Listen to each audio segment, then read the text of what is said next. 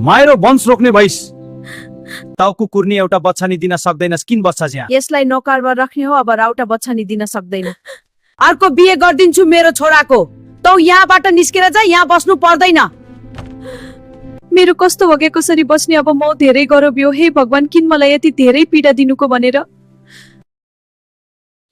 कान्छी बुढी, स्वागत छ घरमा। धन्यवाद हजुर। आऊ भित्र आऊ। रिटाको खुट्टा काम्यो, आँखा अगाडि सबै अन्ड्यार जस्तो भयो। इट्टा समातेर बस्यो, तर कसैले उसको मनको अवस्था बुझेन। अब त हाम्रो घरमा चिरै चिरै हाँसो गुन्छ।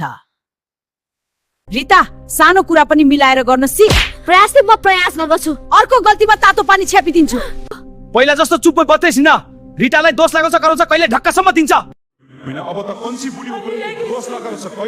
तँ बच्चा दिन नसक्ने मेरो अगाडि आउँछस्, तेरो कपाल सफल बुटालिदिन्छु। मेरो कन्सी बुढीलाई खी बनिस् भने तँलाई यो घरबाट निकाल्दिन्छु त कुकुर्नी बनेर लेग्ले पिछा। अब म घर छोडेर जानु पर्छ। यहाँ बस्यो भने मलाई यिनीहरूले मर्छन्। त्यो रातपछि रिटाले अन्तिम निर्णय लियो। बिहा सशब्द बेला उसकोसँग थियो त केही पुरानो लुगा, थोरै पैसा बोकेर शहर गयो। शहर पुगेर रिटाले सानो काम सुरु गरी। पहिला भाडा मज्ने, पछि होटलमा काम, अनि बिस्तारै सिलाइ सिक्यो। दिनरात मेहनत गर्यो। समय बित्दै गयो। रिताको हातमा पैसा बढ्न थाल्यो। उसले साना कोठा देखिन थाल्यो। ऊ अब रोइन्। एउटा पुरानो घरमा कथा अर्कै चलिरहेको थियो। सासूमालाई लाग्यो ने बुहारी पनि उस्तै नै। कन्सी बुढी पनि मुख चर्किने, जवाब दिने। कपाल भुट्लेको येलो कपडा लाकोले। मैले केही गरेको छैन। हेर, यस्तो गरेर हुन्छ र? तैले गर्दा पिटापिट गरेको।